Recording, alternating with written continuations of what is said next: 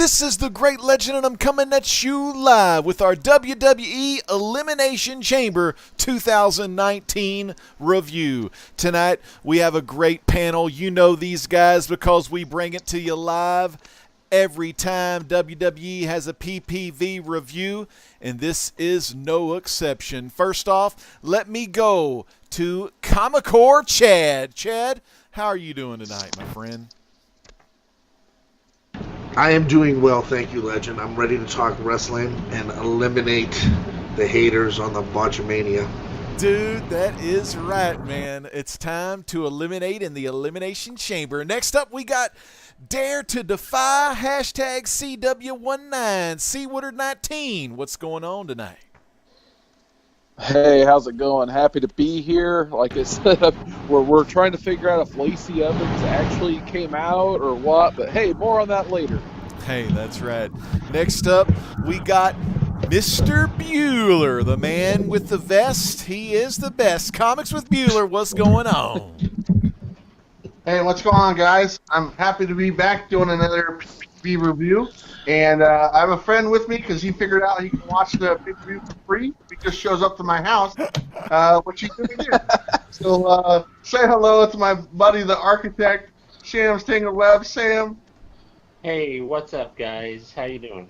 Man, Sam, it is great to have you again. Second month in a row, our special guest, Sam's Tangled Web, the architect, is here. And not only are we graced by me and you four gentlemen, we also have some folks in the chat. We have Need Mo Comics. What's up, Legend, he says. We got, hey, Sam, I think you know this gal. We have someone named Flaming Sheila here. Hello, Sheila. Great to see Sheila tonight. We got a PMC, a Poor Man's Comics. He says, what's up, boys? And then Jeffrey Comic-Con Henson is shouting, the man, Becky Lynch. He loves him some Becky Lynch, as do, I think, most of us on the panel. You know, I tell you, Elimination Chamber, you know, it's kind of a hit or miss PPV with me, but it's a lot better than that Fastlane pay-per-view. I think that's my least favorite pay-per-view of all the pay-per-views is Fastlane. But let's start out with that pre-show. Did anybody catch the pre-show tonight? Oh, yeah. Yep, I enjoyed it. I sat there, and, you know, obviously it was the 205 Live guys, and, man, there were some moves in there. And this pre-show with the Blake Murphy and Tawa, and, I mean, these guys put on a great show. I mean, some of the moves that they were able to do, and Murphy did that little, like, press off the top rope with Tozawa. Oh. And then Tozawa it and reversed it and Hurricane Rana, yeah. I've never seen that before, and that was awesome. I mean, this is a really good match. Sam, what do you think? Did you enjoy the match? What I remember and what I saw that Sam's been drinking all night, so that's a little different. No, but what I gotta say is that what I saw of the match, it was pretty cool. But you know, I started to pay more attention once we got to the actual. Yeah, the main event. What about you, Chad? Did you like the Cruisers? I didn't get a chance. I wasn't home yet to watch it. I was still getting my Taco Bell. Sorry. Oh, that's all right, man, because I've got a little something to tell y'all. I didn't watch it either. But no, that's all right. I read about it. What was kind of crappy was they did not even mention this match on the normal Elimination Chamber. They didn't say, like, well, earlier in the kickoff show, Buddy Murphy beat Tozawa. They didn't at all, did they? Yeah, so I thought that was kind of crappy. But, you know, like I saw the move where, like Bueller said, he kind of had him pressed up, and then, you know, they were bouncing, and then all of a sudden Tozawa got his legs up and did a Hurricane Rana off the, you know, the top turnbuckle area there. I thought that was really freaking cool. And, you know, on the dirt sheets, it just said, you know, just another solid match between two talented cruiserweights, but it said they didn't get enough time to truly shine. Did you think about that, Woodard? Did you think they had enough time to kick some ass, or do you think they should have gotten more time? You know, to be honest, like, I don't know if it was just my mindset when I was watching it. I thought it went a decent period of time. Mm-hmm. So here's my notes. I'll just give you the whole notes for the whole pre-show that I took. Yeah. So the obviously the pros for the pre-show was only this match. So we'll just go ahead and get into the match. So there was a cool spot with a tope suicida from Tozawa, but Buddy Murphy caught him in the suplex position and just suplexed them on the outside. So that was really good. The bad part of this match was sometimes they'll do that thing where they do the picture-in-picture. They take the match, they put it in the small screen. This time they decided to do a New Day interview in the middle of the match without Kofi, who stole the show tonight, obviously. But if you watch the match, you get this bland New Day promo plus rest holds in the ring. So they're telling the wrestlers to go to rest holds while New Day's talking, and it's a stupid segment. They should have just had the match. I don't understand what they were thinking there. Tozawa, I gotta say this, he has some beautiful missile drop kicks. Like, that guy is like he earned my respect, and I've never been a big Tozawa guy. There's obviously some guys I like on 205 Live, like your Gulaks and your Cedrics. But man, Tozawa, he wasn't kidding around tonight. He had a great match. Like Bueller said, there was an awesome middle rope Hurricane Rana where Buddy lifted Tozawa up. Yeah. And then somehow he still turned it in. And then later we got that crazy Spike Rana. Like, there was this part where Buddy's been doing this, like, wedge super kick, I call it, where he wedges the guy's head upside down into the turnbuckle and super kicks him. Damn. But then Tozawa reversed that, and then he hit him with the reverse Hurricane Rana. So that was really cool. But, I mean, that all being said, there were a few sloppy spots in this match, including the finish. But I will say this, Buddy and Tozawa did a good job recovering, and it was very seamless. So I probably gave this match I'll be nice to it. I'll give it a 4 out of 5. Damn. But some other highlights of the pre-show, which there weren't many. They mainly the pre-show, they had to get a lot of people out of craft services and catering. So you had the bar. They made like a quick appearance, talking to the panel, and then heavy machinery. So my boys Otis and Tucky showed up. So that was fun for no reason. Mark Henry made an appearance 5 minutes before the show started. He put over the cruiserweights for having a good match, and his picks were the Iconics and Kofi. And I think he forgot to plug his special at the end of the night. He didn't say anything about it. The announcers had to. And then the last highlight I have is Kevin Owens. He was in the back of a limo with a pizza, and he said he was just taking a pizza home to his family, and he didn't understand pineapples on pizza, and he proceeded to eat the pizza. And I really like the idea of Kevin Owens going home to his family with a half-eaten pizza. And plus, his family's up there in Canada, I think, right? That's going to be one cold-ass pizza. Exactly. That's going to be pretty dang cold. God, that's like sending a ham across America. But anyway, what we'll do, let's go with Chad. Now, Chad, Woodard gave it a 4 out of 5, but now you didn't watch it, so do you have any thoughts about Buddy Murphy and Tozawa Joe just as the wrestlers? Yep. Huh. That's good thoughts. Chad always has really great insights, and I try to bring the heat all the time. But once Woodard had said that Kevin Owens had a pizza in a limo, it's a 5. 5 out of 5. 5 out of 5 on the whole pre-show. I'm going to go ahead and give it just a NG for no grade, you know. And let me tell you, no grade is actually, well, no grade is better than no grade, I guess you could say. But yeah, if you have an NG on your slab, go ahead and just throw it away. All right, so Bueller and Sam, any last thoughts on the pre-show? I thought the match was really good, and the crowd got into it, which was really awesome. Yeah. It was the first match on the card, and the crowd was chanting, "This is awesome" and stuff. So it kind of fired up the crowd, and that's exactly what you want your first match to do. And I enjoyed it in all the spots I have never seen before. That was really great. And I would have to say that it's probably a solid 4 out of 5 on this. How about you, Sam?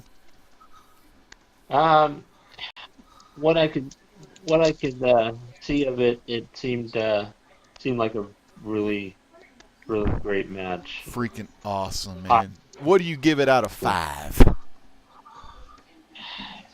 Good 3 out of 5. Good 3 out of 5. It's a good starting opener. And, speaking of starting openers, we're just starting the show tonight. We are live with the WWE Elimination Chamber 2019 review, where we do have Needmo Comics, Flaming Sheila, Poor Man's Comics, Jeffrey Comic-Con Henson. By the way, he says he thought it was pretty good. It was a better PPV than expected. And Jeffrey also says the pre-show was not bad.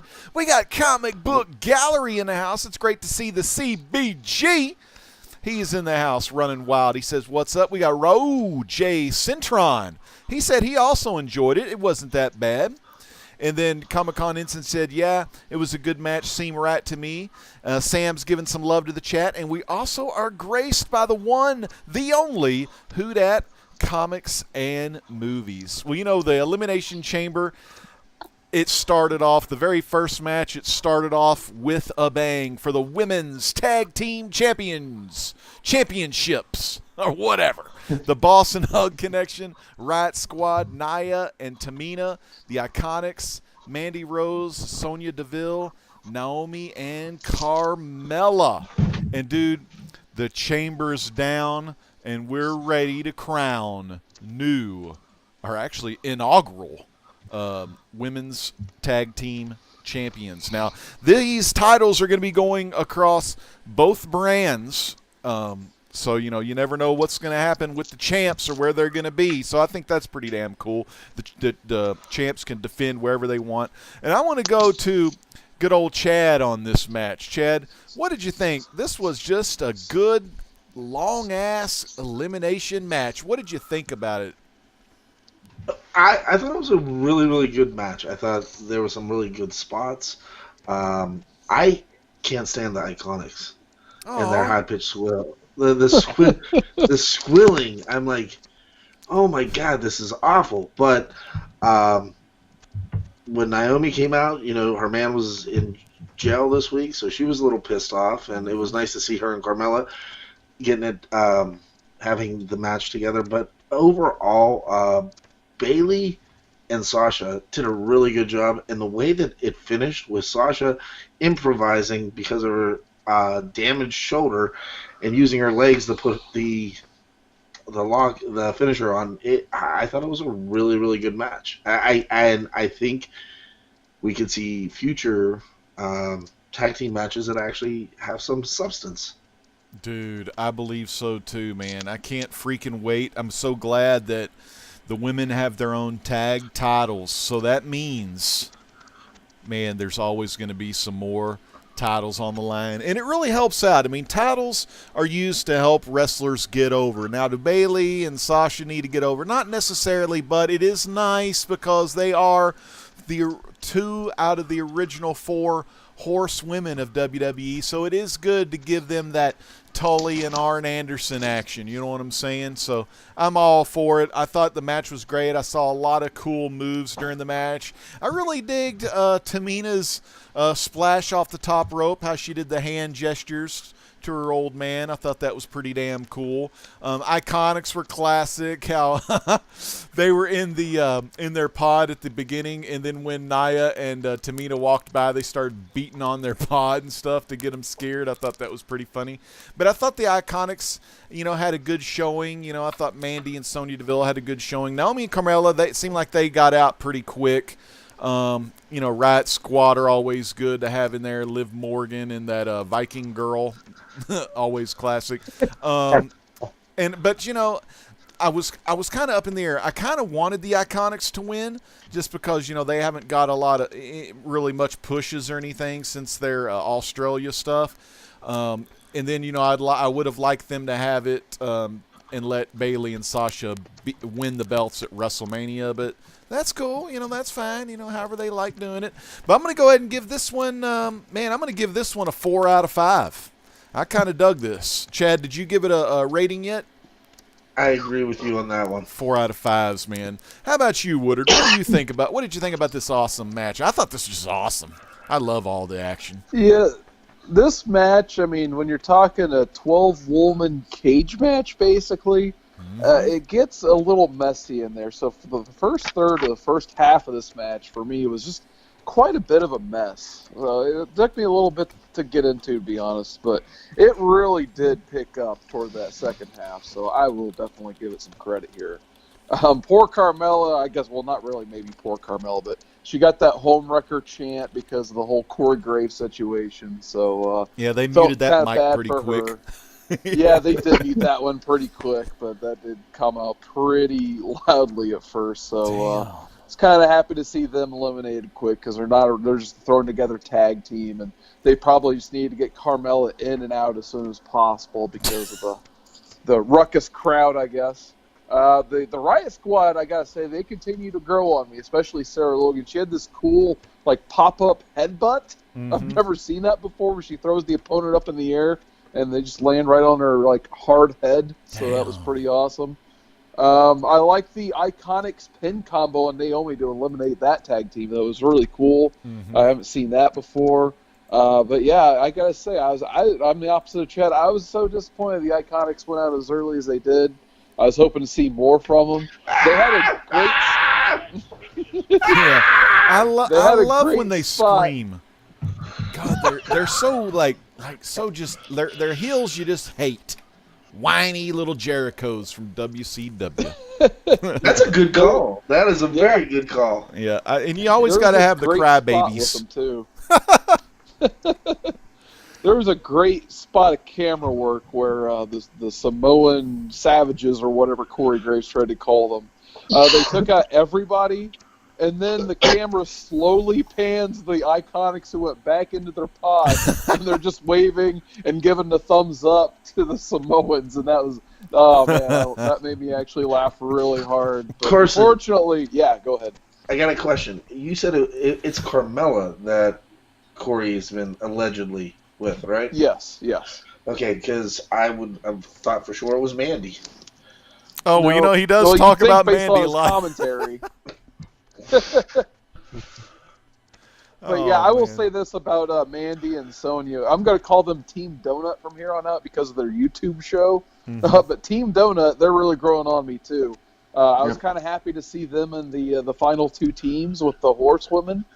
And I think they really stepped it up. I mean, they have not been the best early on in their Raw career, but the last few months in these pay-per-views, they haven't been half bad. But yeah, I was overall happy to see Sasha and Bayley bring home the belts, because now they can officially say, all four horsewomen are basically the first champs, with Charlotte having the Raw belt, Becky having the SmackDown belt, and now Bayley and Sasha having the tags. Yeah. So I think that's kind of what they were going for, and I'm sure they'll turn the storyline somewhere down the line. I gave this overall a 3.5 out of 5. Like I said, it was a little sloppy at first. Oh, yeah, and I didn't really like the fact that they re-teased the betrayal from last year of Sasha and Bayley. Why would... There was no payoff for Sasha, so I can understand Graves doing that, but even Cole was like, oh no, will Sasha betray? And they kind of stared each other down. I'm like, what was the point of that spot? Yeah. So, I don't know. It was really pointless there. But overall, you got the emotional moment at the end. It didn't need that interview. They could have done that the post-match interview. That seemed a little rough. I would have rather just heard the crowd reaction and, the horsewoman react to the crowd. That would have been more emotional, in my opinion. But yeah, 3.5 out of 5 for me. Awesome. How about you, Bueller? I enjoyed the match, but like Seawood was saying, it started off a little rough. There were some botches here and there, and it was surprising because the starting teams were the Bayley and Sasha against Mandy Rose and Sonya Deville, and I like both of those teams. The Mandy Rose and Sonya Deville team is growing on me, and I actually said to Sam when it started, I said those two teams are going to be the final two teams in the match, and one of those two teams is going to win. Those were was my pick at the very beginning. But it was a little rough when they started off. I noticed that they just weren't hitting spots, and Banks messed up a couple times. Then when the other team started to get in, I noticed it started to clean up a little bit, and they had a spot in the middle where literally everyone just started hitting finishing moves or high-impact moves on each other, one after another, and then everybody was laid out right before Nia Jax and Tamina came in. And I love that spot. I thought it was great. And let's all be honest. We were probably all a little worried that Nia Jax and Tamina might have trouble getting into the cage. I was a little worried. But they got in there, and, you know, they were all right. And then, but when they came in, and I watched this when Nia Jax was trying to run towards Bayley to knock her through the thing, and it's almost Bayley didn't even move. That was the thing, and they showed it like 3 times. Bayley like moved like 2 inches, and Nia went straight into the pod, and just destroyed it type thing. And just laying there breathing all heavy. Yeah, it was really obvious. It just looked bad, you know, and stuff. And that's the only way they could probably get rid of that team, because they're trying to make that team the heavy hitters, obviously. But I like the way it ended. It ended the way it started with the 2 original teams. And I'm a big fan of the Mandy Rose and Sonya Deville. And I think that team can go really far. And obviously the Bayley and Sasha, they've been around for quite a while. And there wasn't really any doubt that it was going to be given to them, to be honest with you. But I enjoyed it. I thought it was a good match. Once they kicked at the beginning and got the ball rolling, I thought it flowed really well. And I had a good time. As far as a rating, I'd probably also give this one probably close to a 3.5 to a 4. Awesome. How about you, Sam? What did you think about all the ladies between the chains? I got to say, it was a lot of hard hitting action, and there's some pretty scary stuff happening in there. Some of the ladies were getting beat up, and I was getting concerned about them. But you know, I was really happy. You know, Sasha and Bayley pulled out the win. I am not really a fan of Mandy Rose, and you're the only one, man. Hey, I got it. He loves him some Nia Jax. You should have seen what he was doing when she came down to the. It was gross. Nobody knows, but Sam used to be the former wrestler Val Venus. Oh yeah. Damn. Hey, do I gotta do a hello, ladies? The proof is in the pudding. That's right. Okay. If you think it's gonna be on that stream, imagine how it is sitting right next to the guy when he just did that. Damn. You have any boxes of toilet tissues left? But yeah, hey, what did you give it for a rating, Sam? I'm gonna go with a 4.0. Damn, that's what I'm talking about. So we have 3 4s and 2 3.5s. Let's go to the chat, see what they got to say. We had Drew Manchu. He says he's live right now. They were doing that Blast It or Stash It tonight. We've got, who else we got? Comic Book Gallery said, what the hell was that? And Sheila laughs out loud. CM Misexplains. Comics Misexplains says he's happy to be here. Yeah, a great match, and I enjoyed the whole thing, and it was good to get those tag team titles on some ladies. More gold around the waist is always the right place, and very good taste to keep people watching the WWE. All right, let's see what the next match was real quick. Let's see here. Oh, yeah, I remember this one. Miz and Shane McMahon, the greatest tag team in the world, versus the Uso Penitentiary. Damn! Sam, come at me live. Yeah. What do you think about the Usos and the Miz and Shane McMahon match? Well, man, where to start with this? You know, I mean, the Usos came in, a lot of heat, and you know, Miz was coming strong. Shane was doing what he could do, and he had some pretty good spots. But I gotta say that you know, I kind of saw it coming that the Usos were gonna win the belts. You know. Yeah, smart move, you know, a lot of people, you know, their contracts are coming up.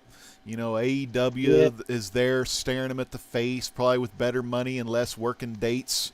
And, man, McMahon hooked them up, hooked the Usos up. Now they are 6-time WWE Tag Team Champs. So what do you give it as far as the rating goes? I give it a 3.0. I give 3, good average 3.0 grade. Well, before we get to the other guys, I'm going to give you my lowdown of the match, man.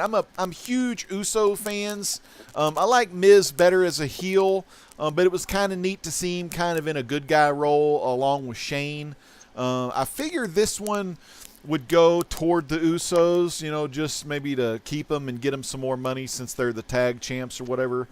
If they even get more money by holding the belts. I don't know what they do these days. But, I'm glad the Usos won. But, take nothing away from Miz and Shane. Miz and Shane, I thought, had a really kick-ass match. I love the fact that one of the Usos did the little running clothesline where he just kind of bounces in the middle turnbuckle area, like Miz does. I thought that was pretty cool. And he kind of laughed and made fun of Miz when he did that. They had a lot of great moves. We got one coast to coast, almost had a second coast to coast, but didn't happen. Then, of course, we had the elbow drop from the top turnbuckle all the way out to the announce table. That's always a cool spot. But in the end, the Usos got the victory. I'm going to go ahead and give this one also a 3.0. I mean, I don't know. It just wasn't up there for a 3.5 or a 4. But, man, the Usos, they did what they needed to do to capture the tag team gold. Bueller, what did you think about this one? I didn't like it. I didn't enjoy this match. I was a little surprised that they put the belts on the Usos. Obviously, one of the guys just got arrested over the last few days for basically driving down the one-way street the wrong way and being drunk and intoxicated and, confronting the officers that pulled him over. So he spent the night in jail and everything, so I'm sure there's going to be charges and stuff like that. So it's a little surprising that they pulled the trigger and gave these guys the tag belts right after that happened. Normally on the case when something goes like that, the WWE or management kind of punishes the guys by kind of knocking them down a little bit as far as what their role is on the roster. And so they went the opposite. So I was very surprised on that. As far as the match goes, it was another spot fest for Shane to do his normal spots. Pretty much every match, you get the coast to coast, you get the elbow, from the top rope. And one thing I noticed, Shane he looked like really tired in this match. He just didn't look like himself. And I thought that was a little bizarre. And my thought on it was, okay, where is this leading to? Is this leading to a Miz Shane McMahon match at WrestleMania, like a heel turn type thing for one of them? Mm-hmm. And I was telling Sam, I go, do I want to see that as a WrestleMania match? And the truth is, I don't. I don't really care to see a Shane McMahon Miz match at WrestleMania because I don't see where else they go with this. I don't see this a long-term thing as far as them being a tag together. And so I only see it, one person turning on the other. So there's multiple things going on in this match. It was just kind of the ending. I didn't like this. The Uso, one of the Usos took the Miz's finisher, and Miz went to roll him up or pin him, and he reverses the pin. So he basically just no-sells the finisher and gets the win. And I thought that was kind of lame. But so I didn't like it. It just didn't do anything for me. It was very surprising. And if I have to give this one a grade, it's probably going to be like a 2.0. All right, good 2.0. Right. What do you think, Woodard, about this one? Yeah, I got to say, I'm kind of with Bueller on this whole match. But first off, a big congratulations to Miz and Maurice having another kid. It was nice seeing Maurice and them basically trying to use that to shoehorn Miz as an over baby face. I mean, that was something out of the Ricky Steamboat Face Hall of Fame, talking babies and stuff like that. So that kind of reminded me of that. And then there was another interesting stat thrown out by Michael Cole, saying that the Usos are now the longest tenured tag team in WWE history. Yep. So I didn't realize that, but yeah, I guess that would make sense. But yeah, once again, there was just this big lull in the first half of this match, and it just was just tons of Miz selling because they wanted to keep Shane on the outside because obviously he's the least talented wrestler among these, the Miz and the Usos. The biggest highlight for me in this match was when, Shane tagged in, and then he started to get beat up, and then Miz tags in, and Miz pulls a springboard out of his offensive arsenal, and then looks shocked as all can get out, and the crowd, even everybody, the commentators, like, where did that come from? Yeah, I love he's that. never done a springboard in a decade, so I thought that was really funny. Yeah. Oh, God. But Jey Uso was doing a lot of the work in this match, it seemed like to me. I don't know if they just obviously everything is going on, in Jimmy's outside life. I don't know if they, purposely kept him out of the match till the end in that second half, but it was basically like Jey versus Miz for most of it. And they actually had a pretty solid match for the little bit they went. Just a great DDT sell by Jey Uso. Then he had to eat that big Shane elbow one too. But yeah, I thought it was really weird, like Bueller said, Jimmy Uso getting that crucifix roll-up pin win. Like, just completely out of nowhere. So my guess is they needed to get the titles off of Shane and Miz, which they never should have had them to begin with. But obviously, yeah, they're going to start that WrestleMania feud, I think, and we get that wonderful one-on-one match between those two, because Shane now has to have a one-on-one match every WrestleMania for some reason. Damn. So, like I said, I'm with Bueller. 2 out of 5. Solid action, good spots from Shane, but hey, you get those like every Shane match now, so we've seen it before, but yeah, 2 out of 5. 2 out of 5. And how about you, Chad? What did you think about these two teams going at it? So, first off, I want to address, Bueller said that he was driving down a one-way street and he got pulled over. Well, they were pulling everybody that was driving down that one-way street, and that's called profiling, and that's why he got off. And second, when did the super kick become just like, I thought it was a finisher. God, I love just a shit ton of super kicks, man. Thank you, Chris Adams. Thank you, Glacier. Everybody is. Glacier. But overall, I'm happy the Usos won it. I agree with the fact that Shane looked just beat down and worn out and tired. I'm happy that Usos won, but who are they going to fight now? Is it going to be the Bar again? So, give him sanity. I'm going to give this a 3. I got one more thing real quick before we move on. So this is probably the best part of the match. The Miz is in the corner. He's kicking one of the Usos, and Michael Cole's like, oh, he's doing the Miz kicks. And Corey Graves goes, he goes, a couple of months ago when I was calling them the Miz kicks. No, yeah. The it kicks, yeah. Oh, man. I thought that was so fun. So, Chad, what did you give it again for the rating? A 3. A 3? Just a flat 3. Well, let's go to the chat. We got some new folks in the chat here we want to give some big shout-outs to. We got Stay Puff 1983. What's up, Stay Puff? Hey, here's a name I haven't seen in a long time. We got Naobi Comic here. He says hello. Stay Puff says Bueller speaks the truth. Stay Puff says Shane needs to go away. Yeah, I think so. Shane's, his dad, Triple H too. They like taking those spots at WrestleMania. And then CBG's a big fan, Bueller. You're laying the smackdown on your calls tonight. What do you think about that? Yeah, he does. He loves it. Smacking down. Smacking down that Taco Bell, hell yeah. Hey, Down how about this? Chad. I know y'all know this one. I know you know this gal. Everyone's favorite sweetheart in the comic book community. She drinks pickle juice all the time. Her name is Cat Ren Figures. Pickle juice, yummy, yummy. Let's go on to the next match real quick.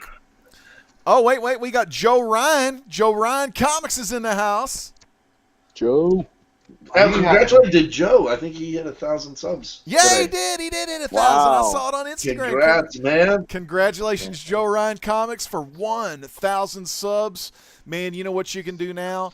Get some watch time, get some monetization, get some super chat donations, and man, you're going to have some great relations. It's all here on YouTube on Joe Ryan Comics. All right. Man, the next match, Intercontinental Championship match. Bobby Lashley, the champion, and Lio Rush. And this was kind of a weird one. They're fighting Finn Balor here. And this match is going to be a 2-on-1 handicap match, but it's still for the Intercontinental. So Finn could pin Lio Rush to win the title. And, you know, backstage before the match, you got Daisha Fuentes. She got Lio Rush upset by asking if he was the weakest link in the chain on the team. And then, you know, he kept trying to do some hype talk and stuff. And finally, Lashley was bothered by that suggestion of him possibly being the weakest link and possibly being pinned to lose his title. And he just says, screw it, let's go to the ring. And then we had Finn Balor, Bobby Lashley, Lio Rush. Lio Rush starts inside the ring, kind of fools around, you know, messes around, and then immediately tags to Lashley right when Finn is about to engage in combat, man. It was awesome. Just your classic match, your was it David Goliath, but this time you had a David and then you had a Goliath and a little Goliath. I'm not gonna do too much on this match. This was just a classic 3.0 average match. I'm kind of disappointed that Finn won this. I don't think Finn needs a belt because he's really already over. So I don't really know the purpose in that unless it is for Finn to carry this belt, possibly keep it. I don't know if they'll wrestle at Fastlane or not, but most likely see for a new Intercontinental Champion to happen at WrestleMania, probably on a heel, maybe a bad guy, maybe Corbin, maybe Elias, something like that. But look for the Intercontinental to go to a heel, because a good heel, it's always good to have the belt on a heel, you know. That way many people are going to tune in each week to see if that heel loses his Intercontinental belt. So stay tuned for that. Like I said, I give this a 3.0. Chad, what do you got for us, man? What did you think about Finn versus Lashley and Rush? I'm a mark for Finn. I think Finn is underrated and underutilized, and I think they threw the belt on him to keep him here because he does have some brothers over in that All Elite that might take him. The match, though, it was a gimmick match. I wish he would have won the belt clean and took it off Lashley. But later on, we see Lashley in another role, and they made a comment that maybe leads me to believe that there might be a new Shield in town. Mm-hmm. Overall, Finn's the man. I love it. I'm going to give it a 4 just on Finn himself. Damn. How about you, Sam? What did you think about Finn Balor and old Bobby Lashley, Lio Rush? I thought this was, you know, you can kind of see something coming. You know, something was gonna happen to break up this team of Bobby Lashley and Lio Rush. You know, Bobby Lashley doesn't need this little man hanging around him. I mean, Bobby handles stuff on his own. He, you know, I'm glad that they're separated. I'm glad to see Finn Balor won the belt. And I'm going to go ahead and give this 3.0. Hell yeah, a good solid 3.0. That's what it's all about. How about you, Woodard? What did you think about this match? Oh, man. I just did not care for the booking of this match, to be honest. Like, first I got to go back to that interview. Dasha, she needs to go back to NXT or something. She's just not a good interviewer. She basically... Yeah. Like, if you paid close attention, she basically told you the entire match before it even happened. She's just like, but Lio Rush, if you get separated from Bobby Lashley and you're one-on-one with Finn Balor and you get pinned, then Finn Balor will win the IC title. And that's exactly what happened. So once again, I have no idea why they're doing these random interviews that are just terrible. But I do overall like Lio Rush. He is a great heel. I think he has tons of potential as a heel manager. That's why I said I'm not a fan of the booking here based on the way this match ended.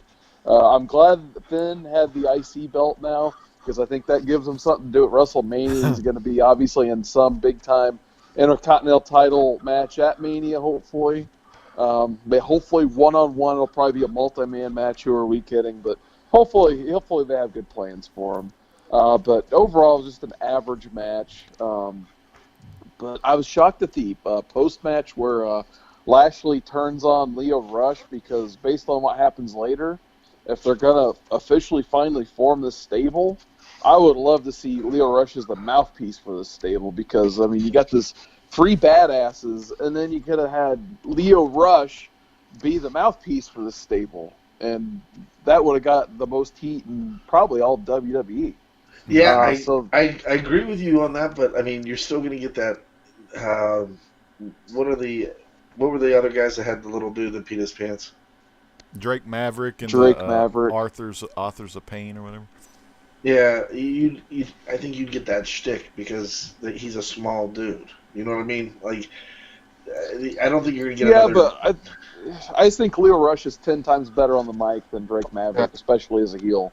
Okay. All right.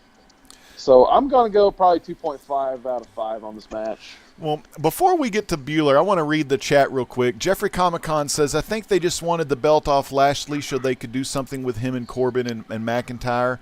And then Jeffrey says Balor is lame. I was like, damn. And then Comic Book Gallery, I love this one, Bueller. You're going to like it too.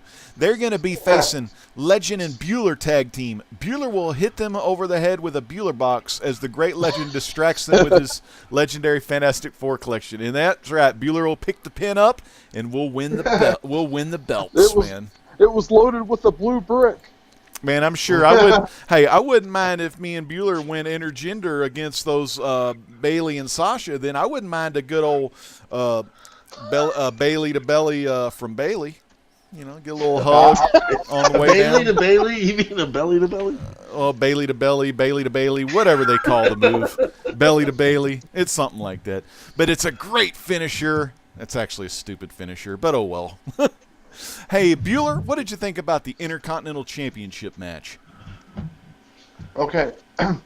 So I thought everything was wrong on this match. I thought the booking was wrong. I'm a big Lio Rush fan. I watched him in Ring of Honor, and this guy can wrestle. I mean, and he's like young too. He's like only in his early 20s. Mm-hmm. And I like the pairing of him and Bobby Lashley. Because Lashley, you know, he's not a very good talker, but he's got the power behind him. And I like the pairing on this. I would have left the belt on Lashley. I think the only reason that Finn was given the belt is because he jobbed to Lesnar last pay-per-view, and pretty much that was a one-and-done thing. Okay, they're not getting a rematch or nothing. It was a one-shot. They totally wrote the story off. They moved on to Seth Rollins and Lesnar for WrestleMania. So I think that's kind of his reward, was now getting the IC belt. I thought that in the beginning, and Seawood, I know he watched the pre-show, but they were talking about this match in the pre-show, and one of the announcer guys was making a comment. He's the guy with the perm, and I don't know his name. Sam Roberts. Yeah, he was saying, he's like, Finn Balor never wins the big match if he's not the Demon. And he went on about that multiple times. Well, how come he's not the Demon? He'll never win a big match if he's not the Demon. He's going to lose tonight because he's not the Demon. And it almost set up the win for sure, because they had to vindicate him or whatnot, you know. So they set up the win. Bobby doesn't get the loss because he had that embarrassing and I think it was a mistake at the Royal Rumble when he just fell out of the ring. So I didn't anticipate him taking a pin. So the only way they could get the belt off of Lashley was give it to, have Balor pin Leo, which was what they did. Mm-hmm. And then at the end of the match, when there was the whole turn on Leo, I mean, they're both heels, aren't they? I mean, so these two heels turned on each other. So they're still both heels. So it doesn't make any sense. And I thought it was really poorly booked. You know, I think they every time they turned left, they should have turned right in this match, and they just kept on going. And the match was okay. It didn't really have too big of spots. You know, I was telling Sam I'm not a huge fan of Finn's finisher and his whatever it's called at the very end. The coup de grace. The coup de grace, yeah, the coup de grace. I like it, but it doesn't. The finishing move doesn't make a noise. It doesn't have like an impact. When he hits the move, it just it muffles the move. Like most finishing moves have like a bang or impact type thing. You hear it. Mm-hmm. His move doesn't. It's very silent. It's done, and he just rolls him up and pin. I wish there was some type of, noise or whatnot. Like if somebody does like a frog splash off the top rope, you hear the impact. You don't hear any impact on his move, and I think that kind of takes away from him. Yeah. All the match is okay. I'm only going to give it probably like a 2 or 2.5, but I thought they directed this match in a totally different direction. I do see what they do with the setting up an IC title match, and my guess it's going to be Kevin Owens. I'm guessing Kevin Owens and Finn Balor be the feud going into WrestleMania. That would be a good feud. That would be a damn good feud, man. Let me say, so you gave it, what, a 2.5? Yeah, 2.5. All right. So not too shabby, just, at least he's got a title for a little bit. Let's go to the chat real quick. We do have Count Von Strange the Fourth, who I've heard through the rumor mill is going to be going to C2E2. So I'll keep my eyes open for Mr. Matt, a.k.a. Count Von Strange the Fourth. Speaking of Matt, we got another Matt, and this guy's name is Mr. Gretzky 9966. He says, "Stay puffed. I loved wrestling from '84 to about 2001." And we got Brandon here. Brandon, thank you so much for watching. He says, "Could you see Kofi versus Bryan at Mania? Maybe with some build-up with the New Day and Rowan, Bryan, and Harper. Ooh, that'd be kind of cool." And then Gretzky says, "Jericho is missed in WWE, but killing it in AEW." Yeah, he's killing it, man. I haven't seen him wrestle yet, but his presence is just killing me. Rantor. They seriously limited finishing moves. I don't know, man. I think they need to limit finishing moves. You hit a finisher, 1, 2, 3, get out of the ring, done. I think that's where they need to go to. Let's see. Next match, though. What do we got? Ooh, this one here. Raw's Women's Championship match. Ruby Riott, the champion. Nope, Ronda Rousey. Too many R's. Ronda Rousey, Ruby Riott. It's like double R ranch around here. So Ronda against Riott for the belt. All right, man. I'm going to go to Woodard. Woodard, what did you think about this match here? 1 out of 5. Damn. Do you even want to mention the Mortal Kombat outfit or anything? Did Renee Young actually just start calling her Sonya instead of Ronda at one point, I think? Sonya Blade. But no. Yeah, that was pretty on the nose. Yeah, by the way, she's doing a game, Mortal Kombat. She's the voice actor of Sonya Blade, if you didn't know by now. But anyway, my only notes for this actual part of the match, I almost just gave it a no grade, but I wanted to make sure I gave it a 1 because I felt bad for Ruby Riott, because I do, like I said, the Riott Squad as a whole has been growing on me, and especially Ruby Riott. I've liked her in NXT and that stuff, so I really hate to see her just be thrown into this I'd rather just her not being on the pay-per-view than been put in a match just job out this quickly. So the notes were hot dog and grandstand by Ruby Riott, and then wow, that was quick. Poor Ruby, 1 out of 5. I guess more importantly, we should probably just talk about the segment afterwards. Mm-hmm. So you get the whole Charlotte Ronda showdown, and then Becky slowly goes past security as slowly as possible on crutches. And then we get the crutch attack from All Can Get Out. She actually busts open Ronda, so that was a pretty big deal. And then she gets taken out, not in handcuffs, but like she's in handcuffs. So I don't know. It did its job, but it was a little weird, wasn't it? Or is it just me? Like, they should have definitely had that shot, get the actual cops out, get Becky in handcuffs and get their Stone Cold shot if that's what they really want. Just go for it. Instead of do this, super weird, we have no security, so Becky's just going to limp into the ring, go over or around the barrier instead of run over it, because she not only, is she suspended, she's injured, so it's double booked why she's not in a match at Mania right now. So I don't know. I feel like they're way overthinking a lot of this at this point. It's just kind of disturbing. I really hope they don't mess up Becky.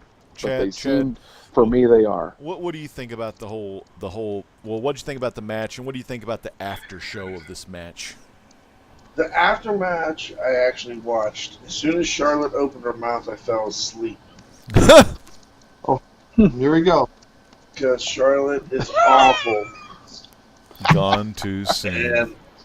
And Ronda is terrible. Oh wait, now I thought whoa, what? Ronda's kind of. I mean, now she ain't no Kurt Hennig or anything.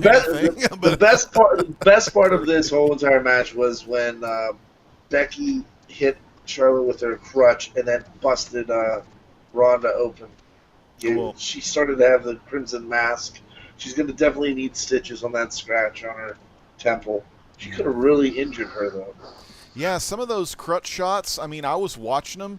I mean, they were pretty damn stiff. I mean, sure, you're hitting, like, arms and stuff, but like Chad said, I mean, one of them whacked her on the side of the temple. I mean, but she was getting up.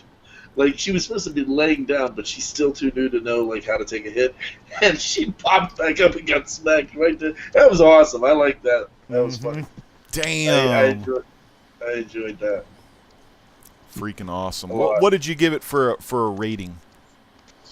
Honestly, I'm going to have to say a 1. A 1. How about you, Bueller? What do you think about this? Are you going to give it higher than a 1? He's gonna give it a 5 because he loves the ladies. You know what, Chad? I do love the ladies. Me too. I don't get excited when the lady gets hit in the head like you do. But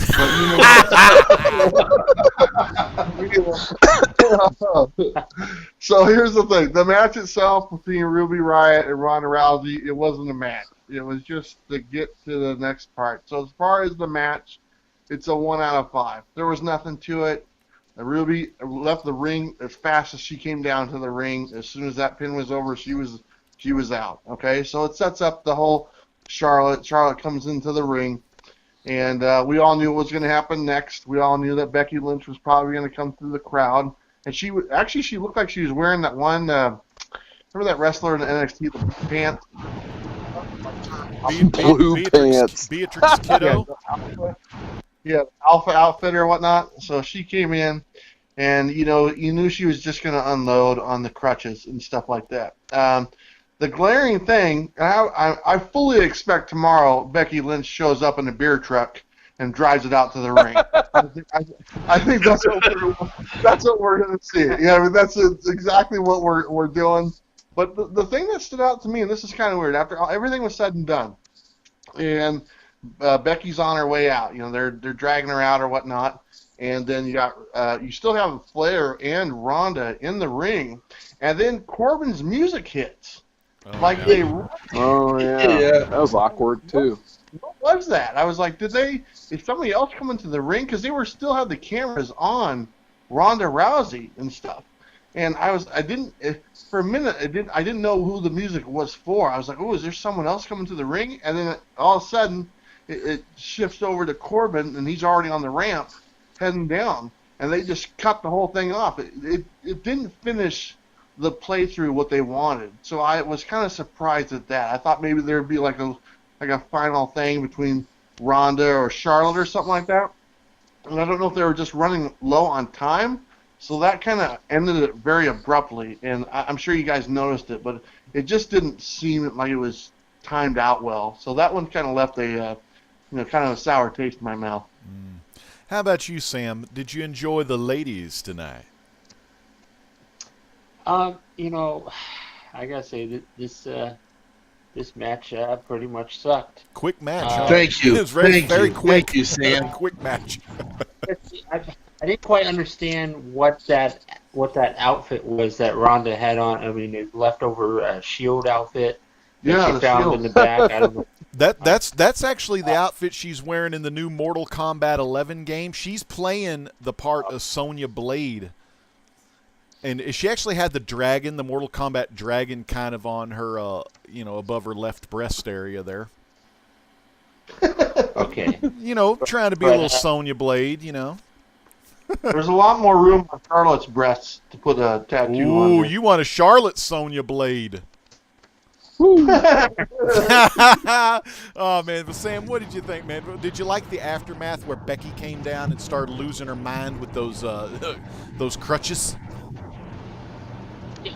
Well, yes and no. I mean, they are really hyping up Becky big time here. She is the big the big thing right now for the women, and just everybody is behind Becky and trying to make her like she's this stone cold woman or something. I don't know.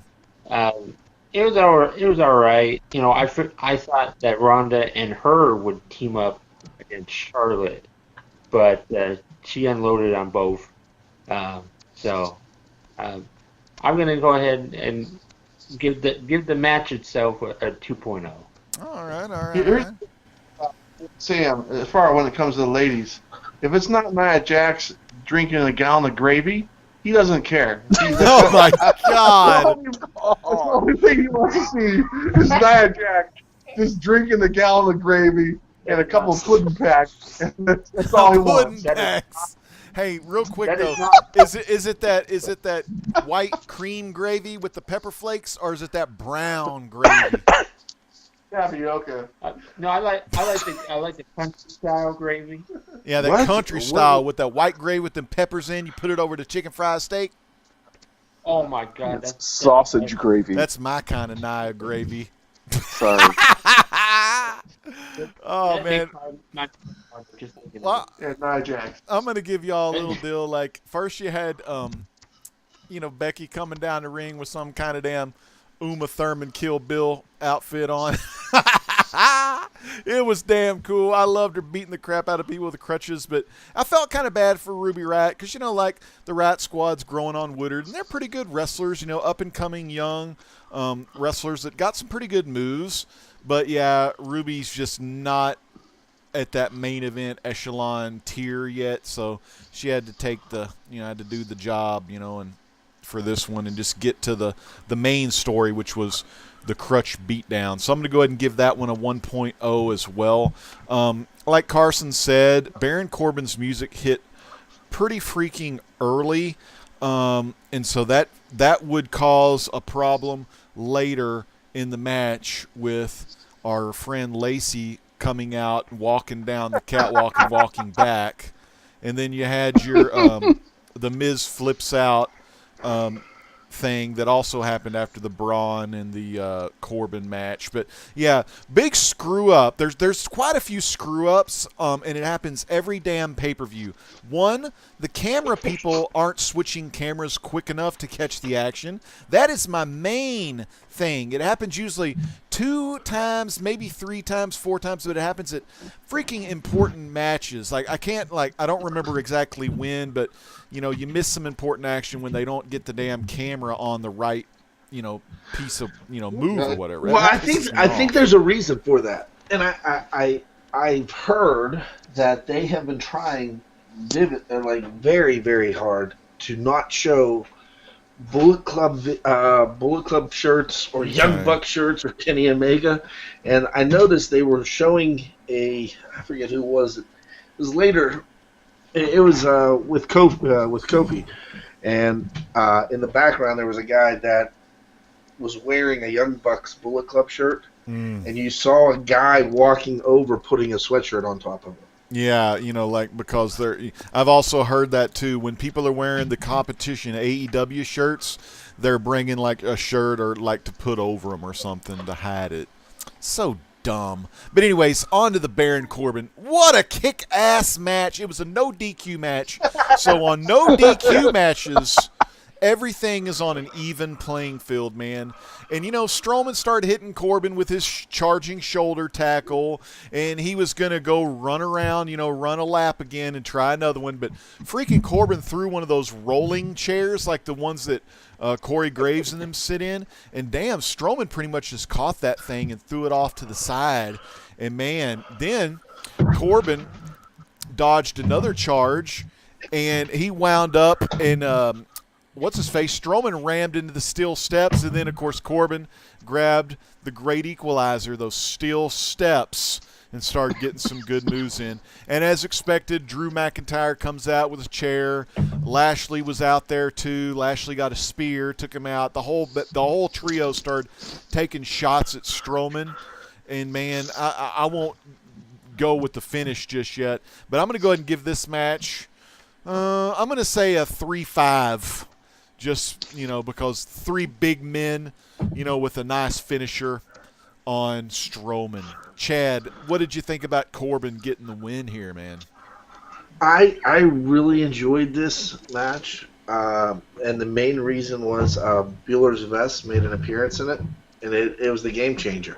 That vest, Corbin was wearing Bueller's vest. The power of the vest is impressive, man. Mm-hmm.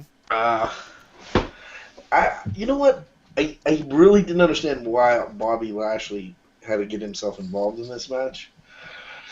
But I kind of like the finish. I'm going to go with this as a 3.5 because I want to see where it goes because it has future impact. I mean, these 3 guys can go up against anybody and dominate. Yep. And they've tried to do it before, but with different factions and different stable. But I think this stable is just psychotic enough to make it happen. Because you saw Bobby Lashley have a little bit of a breakdown after his loss. And the Maniac from, Maniac McIntyre, and then also Corbin. Scottish psychopath or something? Yeah. McIntyre. I like it. It might stick. Mickey D's.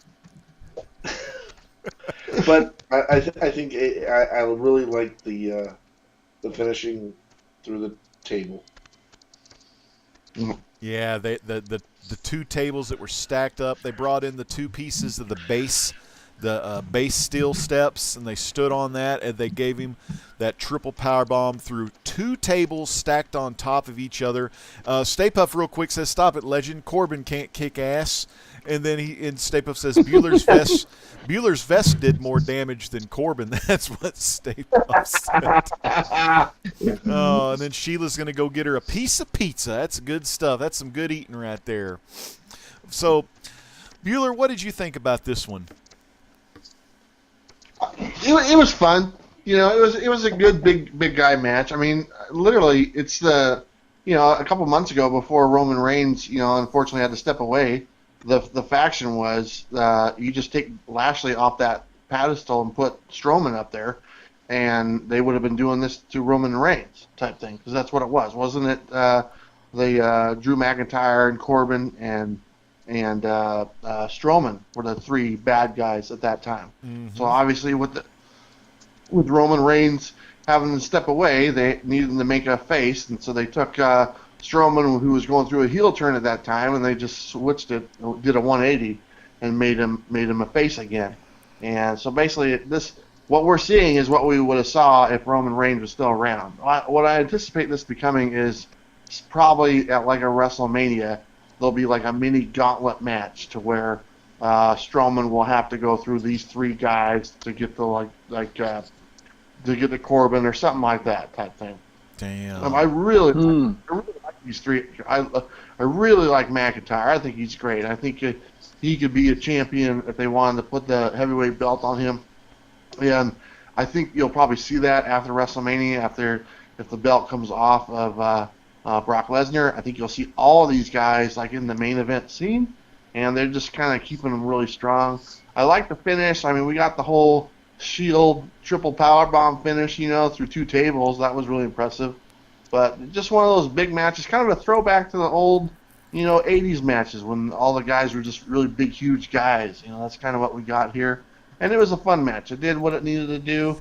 It wasn't very long, and it was enjoyable. I'll give it a 3.5. Oh, all right. How about you, Sam?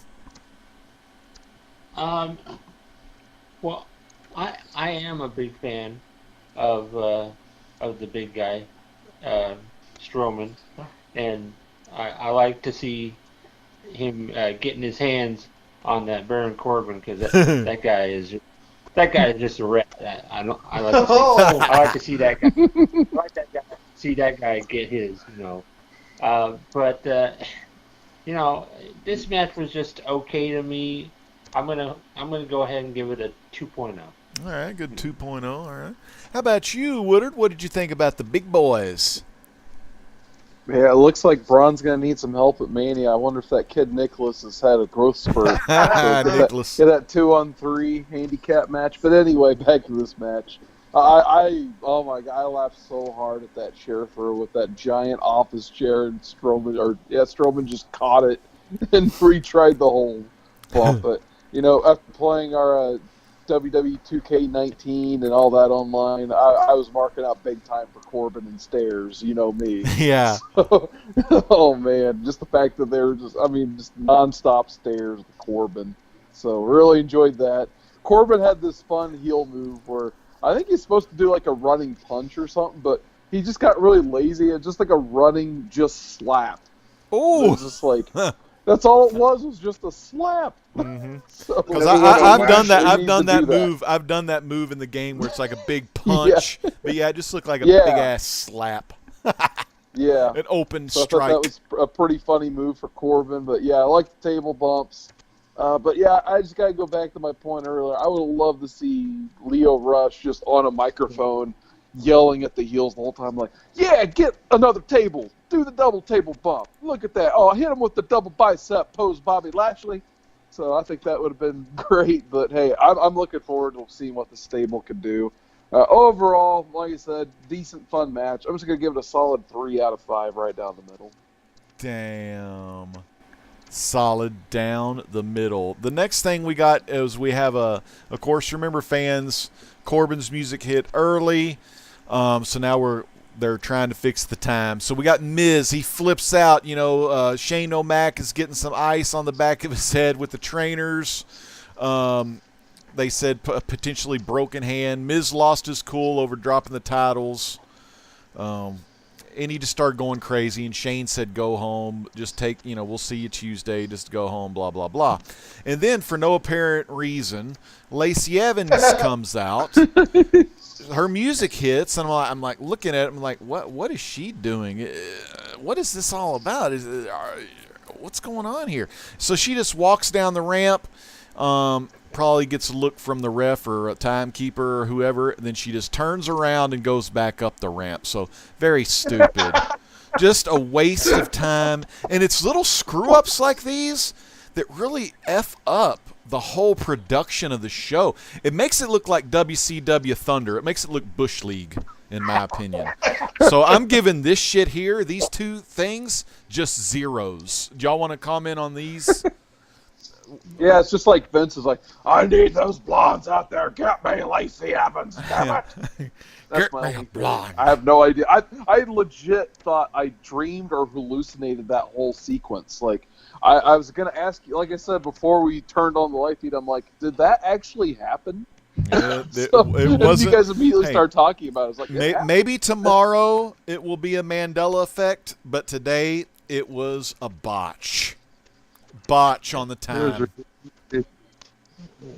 I mean, I could just imagine Chad sitting there watching that and say, "Yep, I knew it all along. That's exactly how the women do it." I knew she was going to do it. She's the one that's starting the Elimination Chamber with the men match. All 6 of them are going to have their way with her because she wants hers too. #MeToo. What? Uh-oh. Where somebody gets Spectre, I think this thing just went off the rails. Sam, what did you think about Lacey's walk down the ring to the ring and then turn back around? I couldn't believe it. I was like, what the heck is this? This is just out of the blue, and then she just turned around and walked back. I'm like, and it made no sense to me. I'm like, what alternate reality am I in? What's going on? I mean, yeah, she doesn't look like Kofi. No. It made less sense when Mae Young gave birth to a hand. Damn. Oh. Gave birth to a ham? It's a ham. Oh, a hand. hand. Oh, that is just disgusting as all get out. Oh, man. Well, let's get to this last match. The WWE Championship Elimination Chamber, man. Daniel Bryan has to defend against AJ Styles, Randy Orton, Samoa Joe, Jeff Hardy, and everyone's the fan favorite. If he's still alive, you alive there, Kofi? I thought you fell down some stairs. But Kofi, whoa! Hello, I'm hearing things. Kofi Kingston. I'm gonna go. Damn. Chad, you okay? I'm going to Chad on this one. Chad, what's going on, man? I don't know. I fell over. It sounds like someone's having a match right now. Yeah.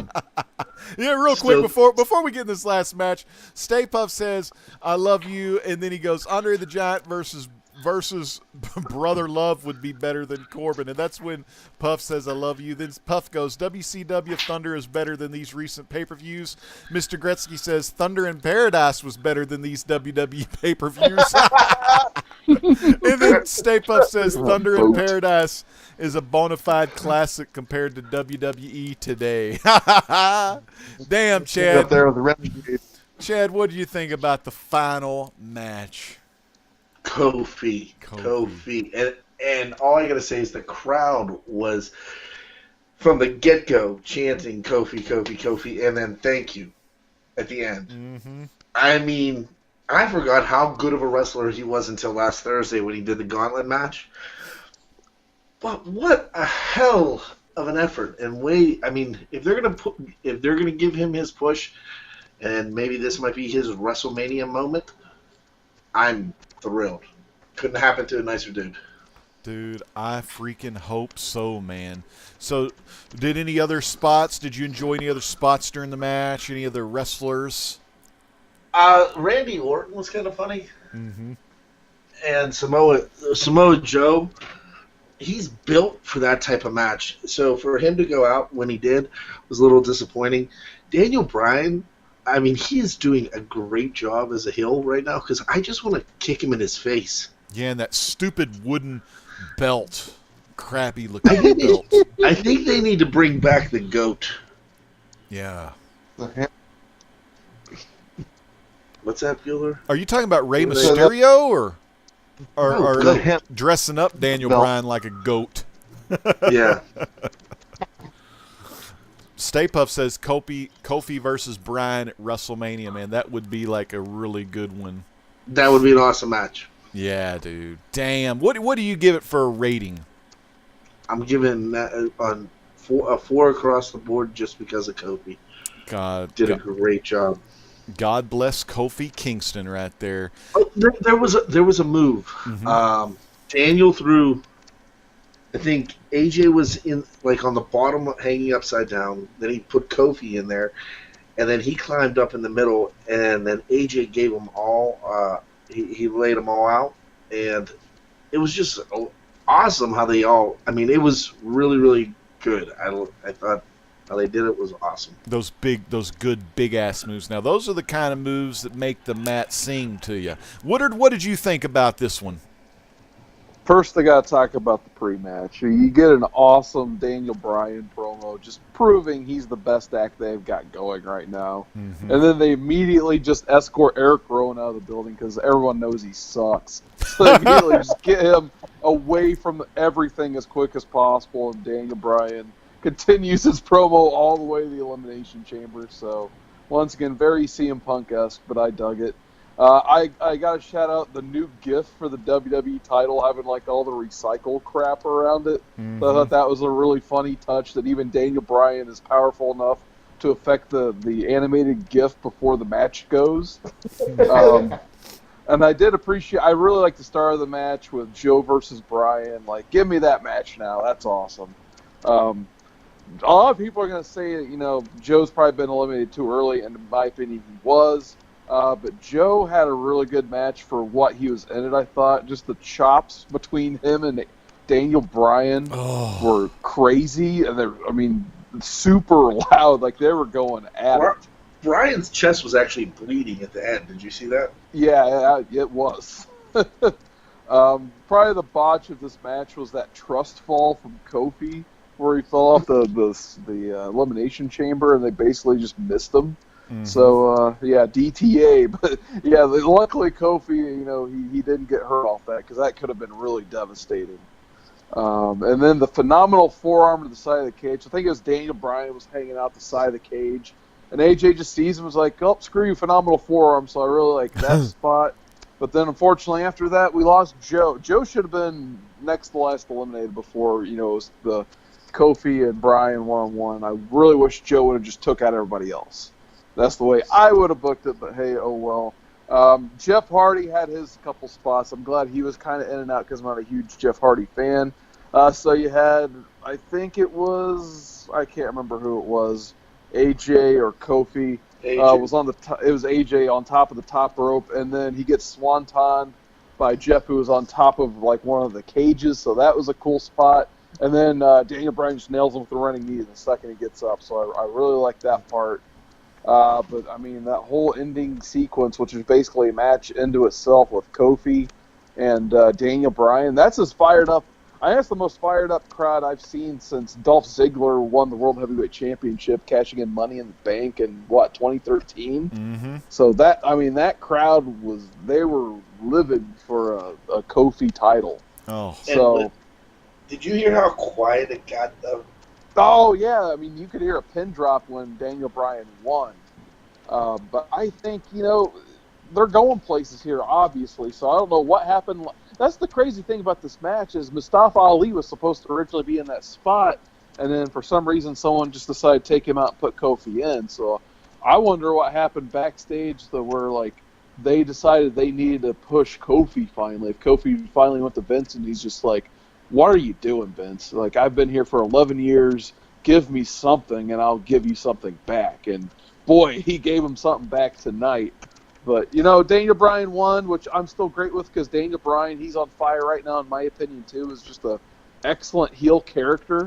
But that whole last shot with New Day, convalescing Kofi, and then you see the big WrestleMania sign in the background. They definitely have big plans for Kofi going into WrestleMania. So this is not even close to the end for Kofi. It's just a shame for that crowd because they went from being on fire to dead. But I think Kofi's going to do something big at Mania, and it's all going to pay off in the end. So overall, I'm giving this 4.5 out of 5.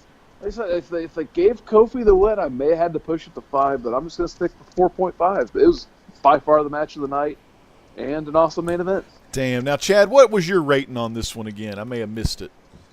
I gave it a 4. All right, a 4 and a 4.5. I'm going to Sam, the architect himself. Sam, what did you think about the main event tonight of Elimination Chamber? Oh, I thoroughly enjoyed it. I mean, I was rooting for, I was open to either Samoa Joe or Kofi Kingston, and I knew Kofi Kingston was going to go far because the way they were pushing him. And Samoa Joe, I would like to see him get a belt, before he leaves WWE. But this was a great, Kofi Kingston was like, he was on fire. He and Daniel Bryan were tearing it up there, and I was getting pretty pumped up. I was getting excited. He was jumping out of the seat. I'm not kidding. It was weird. There was near falls, man. They were getting me really hard, and I gotta give this a 4.5. So. Damn, Bueller, what did you think, my friend? I thought, going into the match, they kind of like Seawood was saying, they kind of put Kofi in there, just last week, if I'm not mistaken, with the gauntlet and stuff like that. So. I like the fact that there wasn't really anything during the match until they got to the end where it was just Daniel Bryan and Kofi that really stood out for me. I thought it was pretty basic. I mean, there were some nice moves. I like the RKO off the top rope for AJ Styles, but they pretty much eliminated pretty much everybody pretty quickly, I noticed, which was really cool because they gave Daniel Bryan and they gave Kofi a nice long patch of just wrestling and back and forth, near falls and stuff like that. One thing I noticed, and I didn't know that a rope break was part of the Elimination Chamber, which I thought that was kind of weird, because it's like Bryan had Kofi in like a submission, and Kofi hit the ropes, and that caused the hold to be broken. I was surprised on that, because it's an Elimination Chamber match, which kind of anything goes. That was a little bizarre. And this is besides the point, but I like the new Elimination Chamber. I think it looks really cool. I like how it's vaulted. How the ceilings are taller and how they can get up on top of the cages and stuff. So I do like that aspect. I like that they've done this. This is the second year they've had this new one. I don't know what they're doing with Kofi. I look at Daniel Bryan, and you look at him, and he's just a little guy, and he's not like a menacing-looking guy. And I think they need a moment at the next WrestleMania. They need that moment that they had at WrestleMania 30 when Daniel Bryan won the title against a bigger, stronger guy, and it was just a big celebration. Now, is Daniel Bryan the one to be the champion and to have someone take it off him? It's only a very select few people that can do it, and it's like a big deal.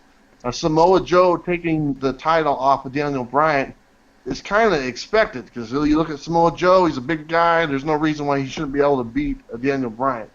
Now, I think that's kind of what's leading them to the Kofi Kingston character. Kofi Kingston, he's been around a long time. He's about the same size as Daniel Bryan, and he's got a lot of history behind him. And so that's kind of where I think they're going. And I think that if they do push this to a WrestleMania match for the title, it's going to be Kofi Kingston is going to win it, and it's going to be a celebration. And I can only imagine what the world title looks like, a New Day version of the world title. There's literally going to be unicorns and rainbows coming off that thing. And it'd be pretty cool. The match itself, as far as everything went down, I really enjoyed it. It told a great story. It ended pretty much how I expected to end it. I'm going to give it a 4 out of 5. Awesome match, man. And for me, one of the moves I liked, which was kind of cool, was whenever I think it was AJ was going to go for a phenomenal forearm on somebody and springboard off the rope, and then Randy just got right there and grabbed him and then did the whole RKO. I almost called it a diamond cutter, but gave him the RKO. I thought that was a cool move, to take him out and everything. But I thought the match was good. It was just a great Elimination Chamber match, and it really focused on getting Kofi over. So it was a continuation from his gauntlet match thing where he really got the F over in this thing. I thought it was amazing. It was the right thing to do. And I really would love if Daniel would drop this belt to Kofi at WrestleMania, man. I think Kofi, honestly, I don't really know what they think about or whatnot, but the belt is supposed to be given to get you over, or to give you, a little pay raise, a bump in pay, either to get you over or just you've worked your ass off for over 10 years in this company and you've never won the world title, whether it be the world or the WWE or the Universal, whatever the big belts are, and you never won that one. I mean, it's time that they put that strap on Kofi Kingston. I'm giving this damn thing a 4.5 out of 5. I would have given it a 5 if Kofi would have won, but I'm going to give it a 4.5 because it leaves us, the fans, with a lot of anticipation for where will Kofi go next. Is he just going to focus back on New Day stuff, or are we going to get to see him in the main event picture for, some more years to come? We'll have to see. So watch Monday Night Raw. But, man, I think this was a great night. I'm going to go down the line one more time. I'm giving this PPV a 3.5 out of 5. Chad, what are you giving this thing, man? I would say an overall 3 just because Charlotte Flair made me go to sleep. Charlotte Flair. How about you, Woodard? Yeah, I'm going to agree with Chad. I'm going to go with a 3. This pay-per-view will only be remembered really for the women's tag team championships being made into a title and Kofi's basically main event coming out party. That's it. Other than that, yeah, it's right down the middle for me, 3 out of 5. Bueller, how about you, my friend? I enjoyed it. I thought it was a fun pay-per-view. That goes a long way. I'd give it probably a 3.5. And honestly, this is the type of pay-per-view, when I say fun, like I would probably watch it again. And I can't say that about a lot of pay-per-views, but this is probably something I'd put on the WWE Network one time, just have it playing in the background and kind of watch it again and say, oh, I remember that.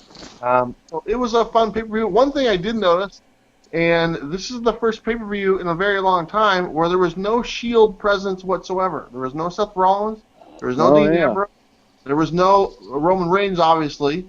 But I don't think we've been able to say that for at least, since they came onto the scene, which is a little surprising when I look back and here we are one pay-per-view away from WrestleMania, and not a single member of the Shield has made any type of appearance. So, which was okay. They didn't need it. They pulled it off, and I really enjoyed it. 3.5, possibly even a 4. Damn, some good action right there. And Sam, our special guest star of the night, back at it again with the white vans. What's up, Sam? Yeah. I'm gonna, the chamber matches, with the women's tag team and the men's, battle with for the belt. Those were the highlights for me, and I'm gonna say it bumps it up for me to about 3.5 for me. Damn, just good action, fun as always. Doing the WWE PPV reviews with you guys. It's always a special time. Each month we do this, we go live. The next pay-per-view is going to be Fastlane, which I believe, let me pull up my calendar, I think that's going to be March 10th. Let's see. Yeah, Sunday, March 10th. Be on the lookout for our WWE Fastlane PPV review. And big shout out again real quick to Gray Matter Hulk, who just joined us. He said the women are killing the shows and pay-per-views. The mid need a spark. They should drop it to Kofi, have Brian drop the belt to Kofi, and then have Rollins win. So it's not just 3 big guys fighting the same matches. Rantor, he agrees. He says the men are depending on the super heavyweights to carry them along. Use the regular size wrestlers.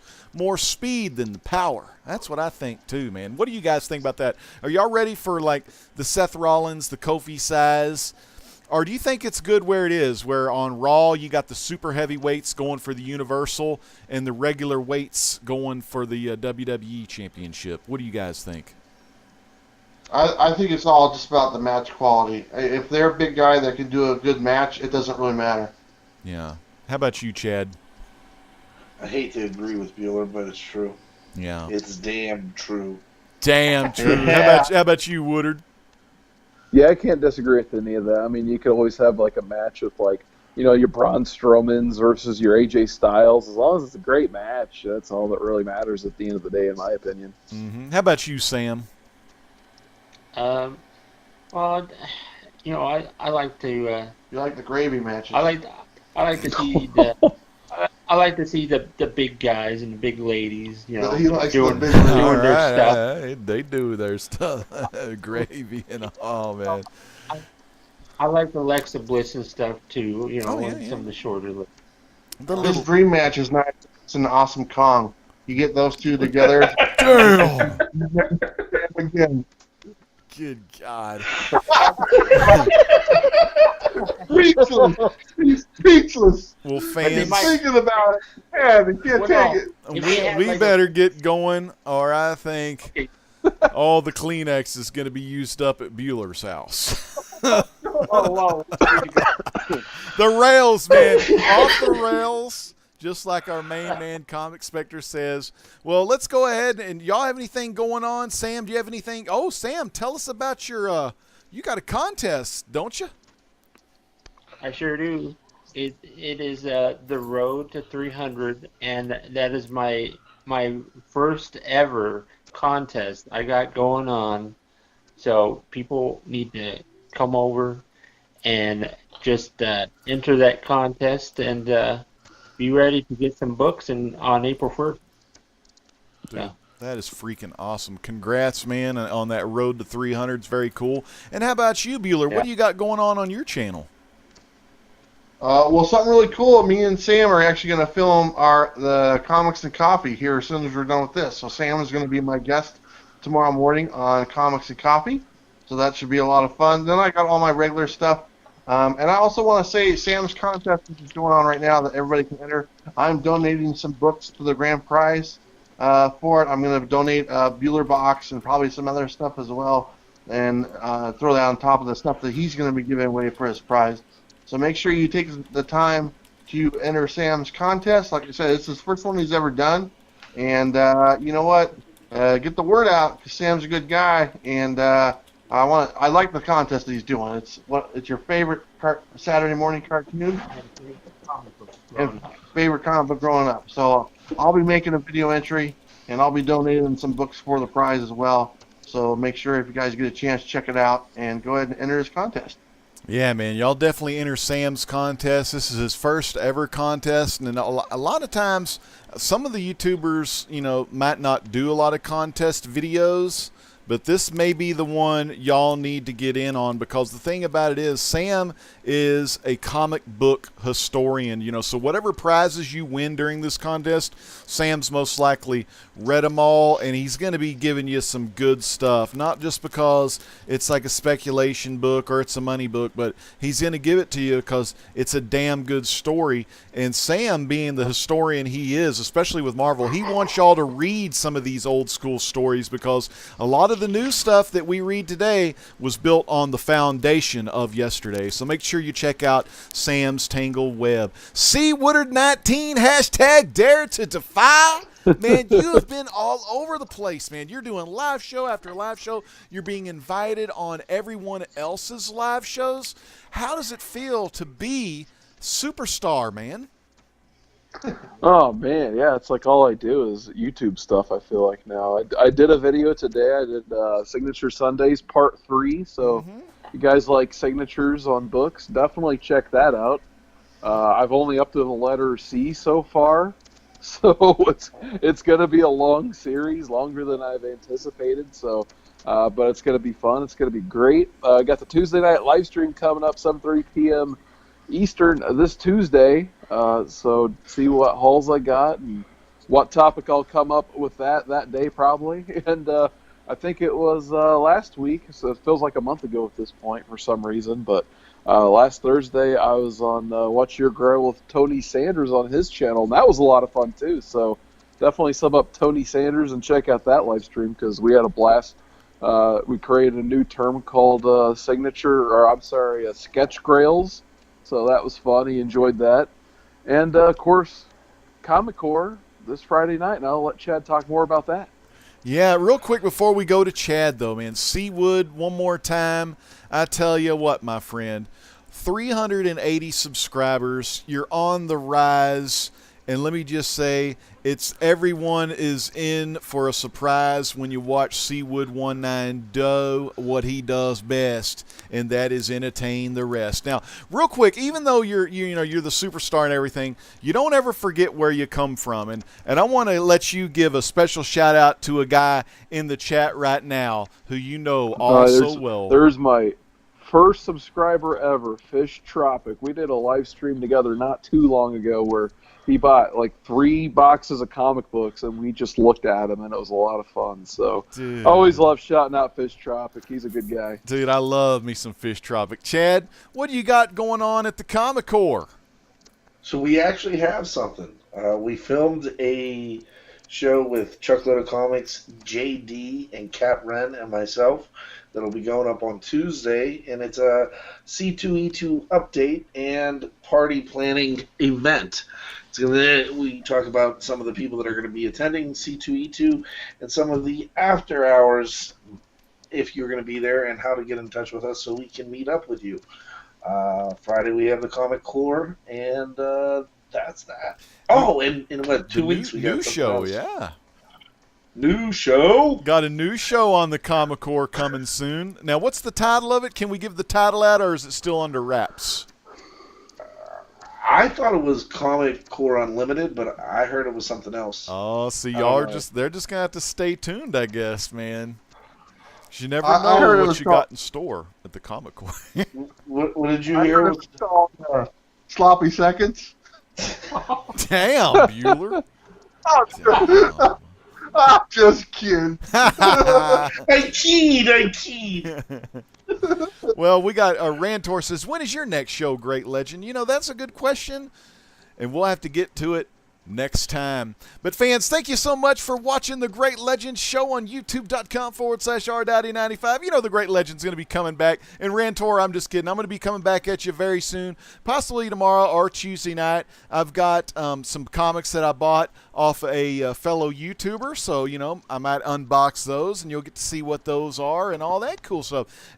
Some could be some very high-dollar speculatory books based off of movies, TV shows, and other entertainment in the pop culture scene, so stay tuned for that, because those are the books y'all like the best, the ones that are worth the money. So we're going to show you some of those, although I may show you some that I like to read as well, because I'm kind of a reader. You know, I like reading my books.